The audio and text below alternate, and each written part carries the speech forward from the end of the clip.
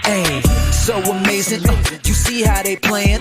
Live wire, it's all about sports and entertainment. You don't wanna miss it, so official like you never seen. Keep it going till the whistle blowing from the referee. Everything from highlights and stats. You know that we gotta run it back, whether on the field or the court. You know that this is where it's at. Subscribe, no delaying. This is Live Wire, sports and entertainment. Let's go. So it looks like we have a storm brewing in Seattle. Yes. Well, the Seattle Storm are the latest team in the WNBA to be under investigation for mistreatment and bullying of its players. Now, we already know the situation with the LA Las Vegas Aces and Becky Hammon dealing with the De'Erica Henry situation. But I can tell you this, the WNBA has become comic view besides the Indiana Fever. But the WNBA has become comic view because the fact of the matter is that the WNBA continue to look or make a mockery of itself by the certain things that is going on with them. Now, in this latest article by Circling Seattle Sports and Constable, it wrote that the Seattle coaching staff is under investigation for alleged player mistreatment, which was reported by Ann Constable of the Chicago Sun-Times. A law firm hired by the team is looking into accusations of alleged harassment and bullying tied to on-court performances against the coaching staff, and a source said the allegations stem from incidents that happened at practice and during games. An email from the law firm obtained by the Sun-Times showed that I'll post this up there so you can see, showed that the investigation has been active for at least 2 weeks, Constable wrote. Constable also reported multiple players' experience sparked the investigation. Now, you think about this. If multiple players sparked this investigation, it has to be very, very serious. It has to be very, very serious because the fact of the matter is there's no way that you could literally have this going on. We already know that Nika Umawale, she was kept out of the meeting. You know, Skylar Diggins continued to go on her crazy rant, cursing out people. I think her behavior itself should not even allow her in the league because something's really wrong with her. I think something's really wrong with her. I want to bring something else to light. I don't think this is the last time you will hear about another team because quiet is kept. You have these teams like the Minnesota Lynx, which doesn't look like they might have issues because, you know, Cheryl Reed, she voiced her opinion anyway it goes. And then you look at the New York Liberty with Sandy Bardello. You know, we don't know what's going on over there, you know. So it could be some other stuff. But I can tell you one team in particular that could be on the list next is the Connecticut Sun. Potentially. Because of how they run. Because you look at it, Stephanie White left. She left. You got Kurt Miller was coach of that team before she was there. He spent 7 years over there. And he got fired. And then Stephanie White wanted out her contract. So now we have to see how it plays out going into next year. You know, Marina Mabry's over there. You got whoever else is going to be over there. So we don't know. It could be some other stuff that's going on. But make no mistake, because this is what I want to bring to y'all real closely. Ever since Caitlin Clark came into the league has had more eyes on it than it ever had been before. So all of this stuff that has been taking place in the WNBA, it's been existing. Now, because Caitlin Clark came to the league, they bring you more eyes, more attention, more viewership, more people paying attention, and you start to see cracks in their armor. You start to see things starting to take place. People have an outburst. People feel mistreated. Because of the fact of the matter is, everything they've been doing has been a cover-up. Now, what's going to happen, if any of this findings becomes true, Anika position over the players union, which she is, very much will be in jeopardy. Very much will be in jeopardy. And the fact of the matter is that there's going to be a potential of things happening, things coming out, and there's going to be a clean sweep in the WNBA coming soon. Might not happen today, might not happen tomorrow, might not happen this year, might not happen next year. But slowly information is coming out. Slowly stuff is pumping out. Now I want you to look at this video by Nika when she was talking about free agency and she was talking about how, continuity, her friendship, how Seattle treats her. Now this is before this news broke. Yeah, I mean, I've had so many different coaches. I've connected with so many different coaches. I don't think I've ever looked at a coach and seen myself in a coach, perhaps like the way that I have with not even just Noelle, but with Ebb as well. I played with Ebb, so there's already that existing relationship there. You're old, bro. I know. That's the first sign. That's the first sign. I know. No, I'm kidding. You're not. Oh my gosh, it's so funny because I was telling my teammates, I was like, yeah, Ebb was my vet my rookie year. They're like, Ebb played? I was like, oh my God. That's the worst.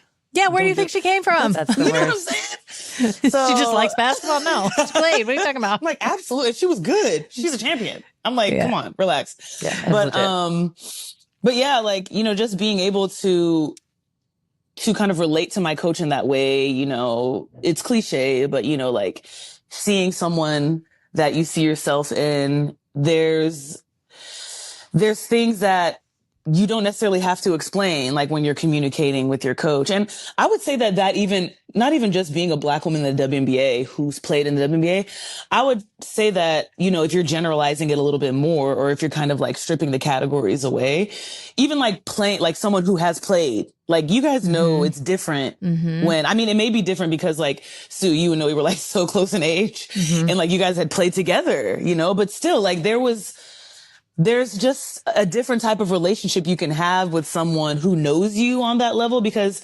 I just feel like that type of experience is just not something you can ever teach, And I think too, though, being an older player and having a coach like Noelle it's impacting me in ways that perhaps other people may not experience, not necessarily negatively or more positively, but I just think that my connection at this point in my career with what I've experienced and what she's experienced, there's just so much that aligns. Now, you hear and listen to what she had to say. Now, you could clearly think about it. It's clearly favoritism going on right there. Because Noelle Quinn, you remember the incident between Noelle and Chrissy Sides when the Indiana Fever beat them on their home court. It was towards, I think, a week before the regular season was ending or whatever the case might be. And Noelle Quinn got upset because the fact of the matter is that Chrissy Sides didn't pull her players, but Chrissy Sides, She didn't realize she didn't realize it, but she did. She ended up did pull up players. But then you see Skylar Diggins. Caitlin always hypes up the crowd, her home crowd or whatever. Then you see Skylar Diggins trying to make a beeline towards Caitlin Clark to bump Caitlin Clark. See, stuff like that gets shined in the light because they say, okay, she just displayed bullying on the court towards a rookie, Caitlin Clark. Where Caitlin Clark was walking towards, hyping the cloud and walking past, some say she would walk through the Seattle Storm, but wherever. And you seen Skylar Diggins took a beeline. Then when Nora Quinn and Chrissy Sides got into it, you seen Skylar Diggins right there in the mix. And then Chrissy Sides, she was kind of like in Chrissy Sides' face. I guess Chrissy Sides put her hands on her, like, to back her up. You see what she talking about. Oh, don't touch me. Don't effing touch me. See, Skylar Diggins has an issue. You could go back to her days when she played with Diane Taurasi over there in with the Mercury. You see how that ended. Now, if all of this stuff becomes true, there's going to be one or two things that's going to happen. To be honest with you, they're going to have to get rid of somebody, and apparently they're going to have to fire Noelle Quinn. They're probably not going to re-sign Nika. They're going to probably find a way to get rid of Skylar Diggins. And Jewell Loyd is a young athlete. They not gonna want Jewell Loyd to lead this team. Now she's probably expressed an interest that she wants to leave. She's not happy there. And if she has an issue with Skylar Diggins and Nika and the coaching staff, they not going to allow their young star. Now, if they do show favoritism and keep Noelle and Nika and Skylar Diggins and decide to say, hey, let's find a trade person for Jewell Loyd, then that's dumb on them. But when you got a young talent, and the thing about it is, there's been multiple players that has a problem, and when they excluded Nika out of there, and then you have Skylar Diggins with an uproar, her and Nika has some kind of closer relationship. You know what I'm saying? Because Skylar Diggins is the type of person, she loves to play the victim role, and this is where the WNBA has an identity problem. They have an identity problem because they want to continue to play that victim role and make like everybody's against them. But when they round there doing sneaky, underhanded crap, and then target other, and then this is the one thing that I have to elaborate on, and I get so annoyed about it. You have black women in the WNBA trying to use their black card and say, oh, well, us as black women, but you in the WNBA and you targeting other black women. You targeting other black women. You trying to bully other black women because your coach or the organization allow you in a certain position. We don't even know if Nika getting cuts, pay cuts, or more money, whatever the case may be. You know what I'm saying? And then all of a sudden now it's like other people have a problem because they see the BS that goes on with it. Now, I want to go back to this article real quick. So the article also states that it's not clear why the Storm did not achieve its success in the vision at the start of the season. There were, with their entire core four, clear dysfunctional and a feeling of distrust led to players only meetings to discuss alleged mistreatment without Umake. So the WNBA PA president in attendance due to a fear of partially to the coaching staff, multiple sources confirmed from Cycling Seattle Sports. And see, you just heard Nika just say her personal relationship with Noelle Quinn. So therefore, if the players have an only meeting and exclude her, they thinking like this is like, we can't allude with her in here because she's not going to have a fair judgment with her because of her relationship with the coaching staff. So if that's the case and Skylar Diggins had an issue with them excluding her, that goes to show you because you could tell clearly from the game between Indiana and Seattle that Noah Quinn allows Skylar Diggins to do whatever they want to do. Now, granted, there was an incident that Jewell Loyd did not play well throughout the season, around the playoff time. And maybe she didn't play well because there was a reason why she didn't play well, because she wasn't feeling the coaching staff. Jewell Loyd didn't play well in the Olympics either. You know what I'm saying? And maybe Jewell Loyd can't take hard coaching. I ain't putting Noah Quinn up there with Cheryl Reeves, but Cheryl Reeves is an established coach that's been the only original coach for her team for a long time and had won multiple championships. Yeah. So Cheryl Reeves, Cheryl Reeves didn't really play Diane Taurasi. She was trash. They played Khalil Copper because Khalil Copper, if it wasn't for Khalil Copper in that game against France, they would not win the goal. Khalil Copper came in and saved them. She saved them. It wasn't Angel Wilson. She didn't do anything. Khalil Copper got them rolling. Her defense, her grit. So now I'm gonna continue with this article, and then I'm gonna try to wrap this up because I don't want to stay on it too much. Central to the allegations of absent leadership on the court and the sidelines, which has been the question since the departure of a franchise cornerstone, Sue Bird and Breanna Stewart, in recent years. All right, so apparently Sue Bird and her girlfriend, wife, whatever, supposed to be co-owners of this team.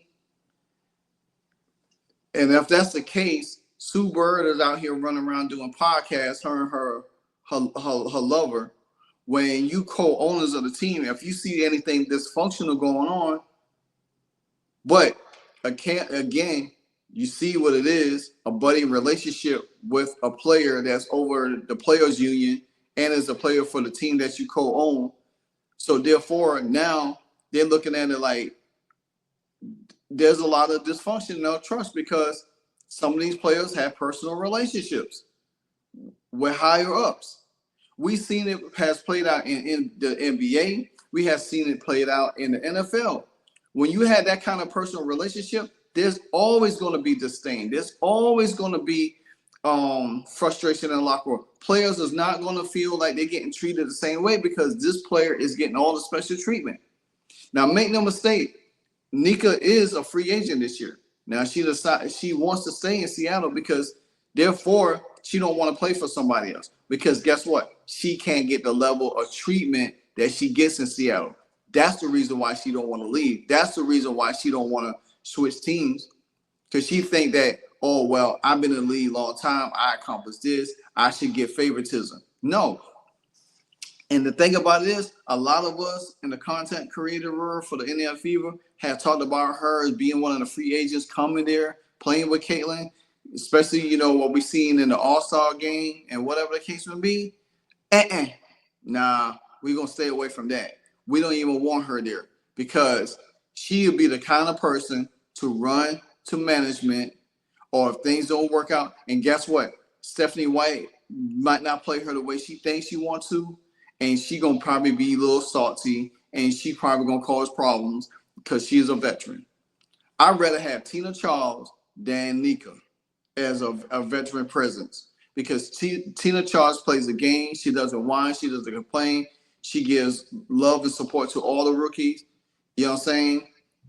And she plays the game the right way. You don't hear nothing from her.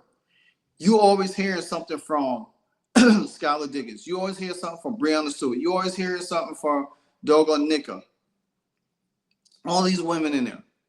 Alyssa Thomas, them. You always hearing stuff from them because they are whiny. DJ Carrington. All of these women. Angel Reese comes in the league. All she does is talk. She on all of this stuff, man. It's sickening and it's sickening and it's pathetic because if you're supposed to be professional women, then damn it, act like it.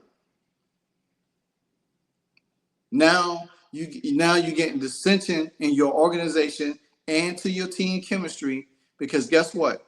Now players don't want to go there. Players don't want to go to Chicago. Players ain't gonna go to Connecticut. Players don't want to go to Seattle. Players ain't gonna want to go to Phoenix because of Diamond Taurasi and Brittany Griner. So these organizations now, the 4 organizations, they're gonna have a hard time attracting free agents. Because when you got the likes of the Indiana Fever on the rise, you got the Seattle Sparks, and you got the doggone Washington Mystics, and with the draft lottery tomorrow, you know what I'm saying? Free agents are going to want to go to these teams. They're not going to want to go to these established veteran teams because they know they probably ain't going to get playing time. From legends like Lauren Jackson to Sue Bird, Stewart, and Loyd, Storm always had a voice that rallies players like no other. When Jackson retired from the W in 2012, Bird and Stewart led the team to 2 championships in 18 and 20. After Bird retired and Stewart left in free agency in 2022, Loyd was thrust into the role she wasn't responsible for previously. Being a clear-cut leader, this led to the Storm front office duo of the general manager, Talsa Breanna, and assistant Pokey Chapman, signing Nika and Skylar Diggins in free agency in February. So they were signed this past February, I guess, in free agency. And a source confirming with circling Seattle Sports. The talent were to focus, but their experience leading their former teams was an aspect management saw as a necessity of moving forward without Bird and Stewart. And see, I think if you look at how the New York Liberty run with veteran like Breanna Stewart, Jonquel Jones over there, and you got young talent like Sabrina Ionescu. You could say Sabrina Ionescu was like how Jewell is in that position. Now, what if Breanna Stewart leaves and Jonquel Jones still there? Sabrina Ionescu is going to be that leadership person. You have to trust your young talent to be that leader. You have to build around that leader. What they should have did was built around Jewell Loyd. Gave her the opportunity to grow. Find a different type of, but what they did, they hired Nika. They brought Nika in and Skylar Diggins, who probably had a closer relationship, had a personal relationship with Noah Quinn.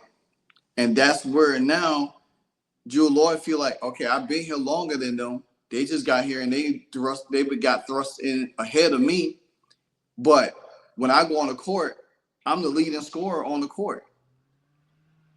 And as you looked at some of the games starting to stretch, Jewell Loyd wasn't even getting the ball as much. She wasn't even scoring as much how she was in the first half of the season, especially when she played against the Fever. She was getting off. She got poked in the eye and everything, and still was able to drop 30-something points on the Fever.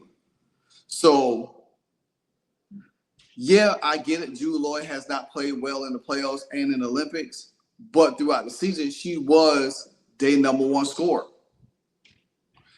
When she didn't score the ball or not, then you could tell. Because you got to think about this. Why all of a sudden Jewell Loyd started struggling? Why? You got to ask yourself that. Why she started struggling? Nika was getting more touches. Skylar Diggins was scoring the ball more. She was taking the ball more. I've seen games where Skylar Diggins was trying to take over, but the ball was not even hardly touching Jewell Loyd's hand. Now, maybe if I'm missing something, then y'all let me know in the comments that I'm missing something when it comes to Jewell Loyd. But I think Jewell Loyd is one of the top guards in the game. But for her not to touch the ball a lot, and you got other people touching the ball, Izzy Magnador and all of them. You brought in Gabby Williams. And that took away a lot of Jewell Loyd touches, and maybe Jewell Loyd felt some type of way. Because what I've seen for Gabby Williams was not damn impressive to me to say, hey, well, she should get more touches than Jewell Loyd. And maybe this is why a lot of players had a problem with it. So,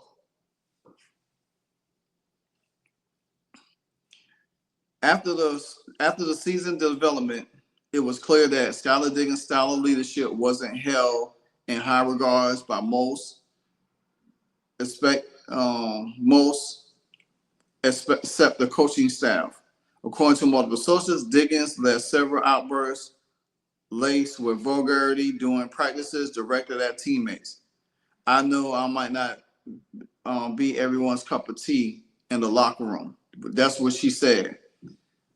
But okay, so this is where your coach has to reel your veteran in. Because if you sign a veteran to come in to be a veteran leader for your team, then she doesn't need to come in and start verbally abusing the players. And maybe her and Jewell Loyd probably done had some incidents.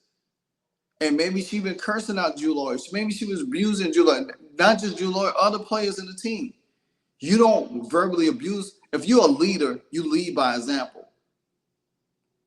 You think about this. The Indiana Fever had 2 first-round picks, Leah Boston and Caitlin Clark. When Caitlin Clark came in, yeah, it was kind of a little rocky, but they got on board. But guess what? Her and Kelsey Mitchell develop a bond. Her and Erica Wheeler develop a bond. Her and Leah Boston develop a bond. Leah Boston is a second-year rookie, second-year vet. Erica Wheeler took CeCe under her wing. Kelsey Mitchell, her and CeCe finally stopped bonding. They started becoming close. 1 or 2 pairs. That's leadership. You know what I'm saying? When Sabrina Ionescu was struggling throughout the playoffs, you didn't hear nothing. Guess what? They stuck with her. And she worked herself out of her slump. You didn't hear Breanna Stewart screaming at her in her face. You didn't hear all these outbursts. Skylar Diggins Smith is an emotional deranged woman. And I hate to say this, whoever's in a relationship with her, man or woman, I feel bad for you. Because me personally as a man, I couldn't put up with that crap. I'm about to wrap this video up, but it needs to be said. When the Storm looked to add their veteran leadership last offseason, disrupting what seems like a promising organization on the outside, looking for play is hand in 2024. All right. So with that being said and everything, should Nika Umake use her platform as president of the WNBA to call out her own coach harassing her teammates? But no, Breanna Stewart said, if she had a platform like Caitlin had, she would call out certain kind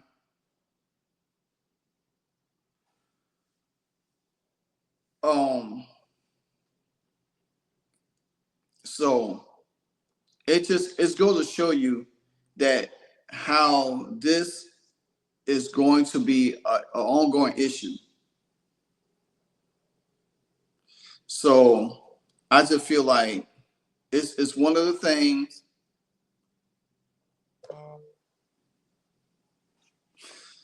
And Roberto Rodriguez said that, in my opinion, people are too soft on the Seattle Storm, and it is a Seattle-like culture. The fan base and the city itself are not very welcoming of Black women with a personality.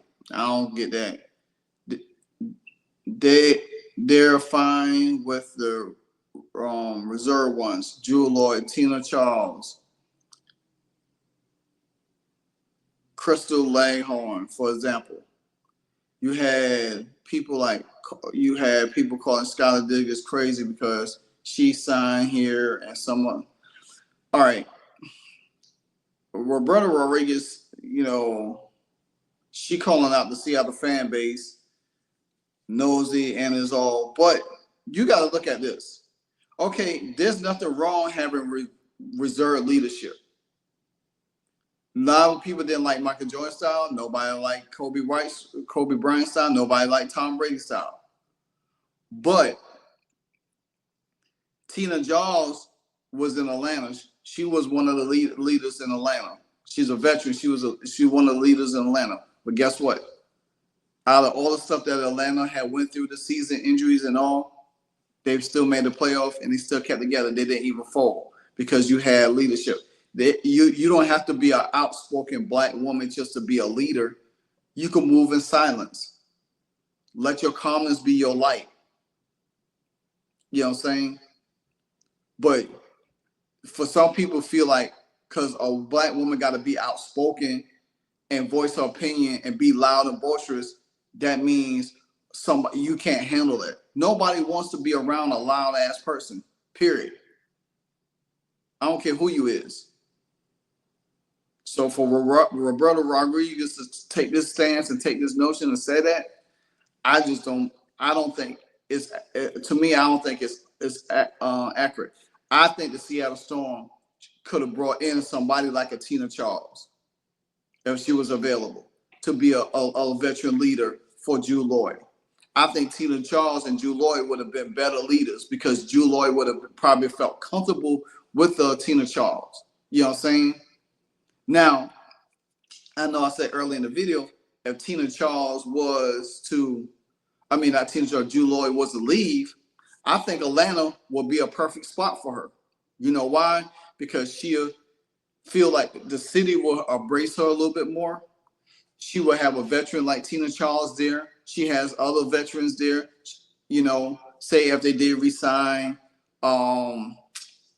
Ariel Powers back, but I want Ariel Powers on the Fever, just my preference. You have somebody there to help grow this team.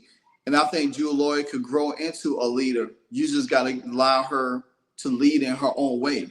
Some people don't lead by being vocal.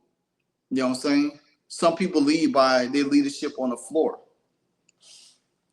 You look at Caitlin Clark, rookie. She's been in the spotlight longer than just about half of them. And guess what she does? She lead on the floor. She points out. She shows people. She knows what she's looking at. You don't have to be loud and obnoxious just to get your point across and saying that's leadership. It doesn't work that way. But I can tell you what, this will be a very interesting story going forward because I do want to see what Nika Umake has to say for herself. A lot of people has been calling out for her to make a statement, and I'm interested to see what she's going to say because apparently at this point in time, she probably gathering her thoughts. She's probably gathering a PR team to say the right things. People trying to probably get her on the podcast show. I'm sure she's probably going to try to circle her way around Sue Bird's podcast show or Jamil Hill or whatever the case may be, who's seeking the story. But at the end of the day, the Seattle Storm is a hot mess, just like the Las Vegas Aces. Until then, guys, let me know in your comments what you think about this story. It's very developing, and I'm sure it's going to continue on. But it's never a dull all season for the WNBA, if I see. So, yeah. So, like I said, like, comment, subscribe. Let's keep it locked. Hey, so amazing. You see how they playing? Live wire, it's all about sports and entertainment. You don't want to miss it, so official like you never seen. Keep it going till the whistle blowing from the referee. Everything from highlights and stats. You know that we gotta run it back, whether on the field or the court. You know that this is where it's at. Subscribe, no delaying.